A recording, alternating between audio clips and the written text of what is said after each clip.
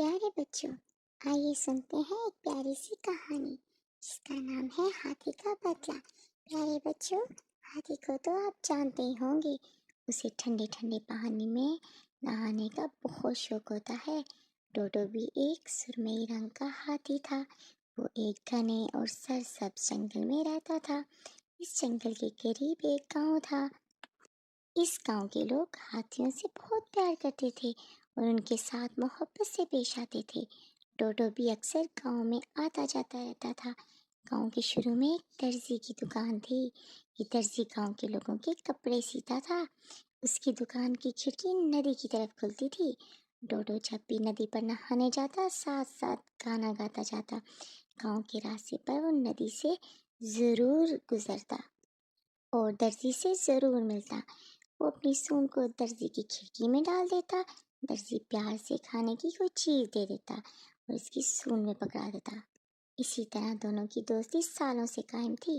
پیارے بچوں، انسان ہمیشہ ایک سا نہیں رہتا، کبھی کبھی وہ بیمار یا پریشان بھی ہو جاتا ہے۔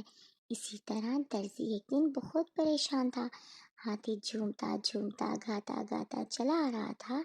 جیسے ہی ڈوڈو نے روز کی طرح اپنی سون کھڑکی میں ڈالی اور زور سے چنگاڑا تو درزی کو اس کی آواز سے بیزاری ہوئی اور اس درزی نے ایک سوئی اس کی سون میں چبو دی۔ ہاتھی کو بہت تکلیف ہوئی۔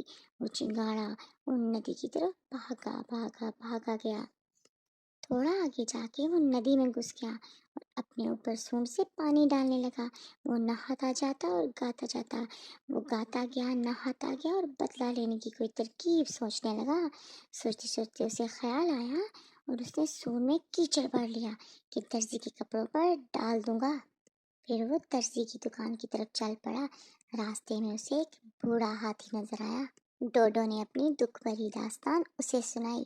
بوڑھے ہاتھی نے مشورہ دیا کہ وہ سالوں پرانی دوستی کو یوں ختم نہیں کرے۔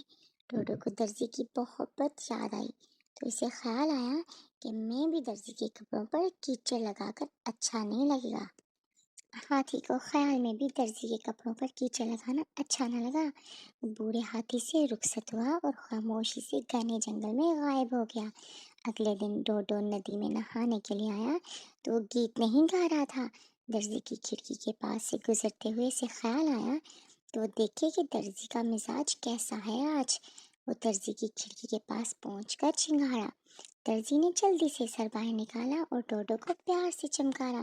ڈوڈو کی آنکھوں میں موجود آنسو اسے نظر آ گئے، جیسے وہ کہہ رہا ہو، دوست میں تم سے ناراض ہوں۔ درزی کو اپنی غلطی کا احساس ہو چکا تھا۔ اس نے ڈوڈو سے کہا، میرے پیارے دوست، مجھے معاف کر دیں۔ میں کل پریشان تھا اور بے خیالی میں نے تمہیں سوئی چبو دی۔ میں شرمندہ ہوں۔ ڈوڈو اپنے دوست کی پریشانی اور شرمندگی کو محسوس کرتے ہوئے اپنی ناراضگی بھول گیا۔ درزی نے اسے روٹی کا ٹکڑا دیا اور ڈوڈو گاتا جھومتا ندی کی طرف چل پڑا۔ اس کے دوست کو اپنی غلطی کا احساس ہو چکا تھا اور ڈوڈو غلطی کرنے سے بچ گیا تھا۔ پیارے بچوں، اس کہانی سے ہمیں یہ سبق ملتا ہے کہ ہمیں دوسروں کی پریشانی کا خیال رکھنا چاہیے، ان کی پریشانی کو بھی سمجھنا چاہیے اور جلد بازی میں کوئی فیصلہ نہیں کرنا چاہیے، اور ہمیں کچھ ایسا نہیں کرنا چاہیے جس سے کسی کو تکلیف یا کسی کی دل آزاری ہو۔ Thanks for watching. Don't forget to subscribe, like and comment down. اللہ حافظ.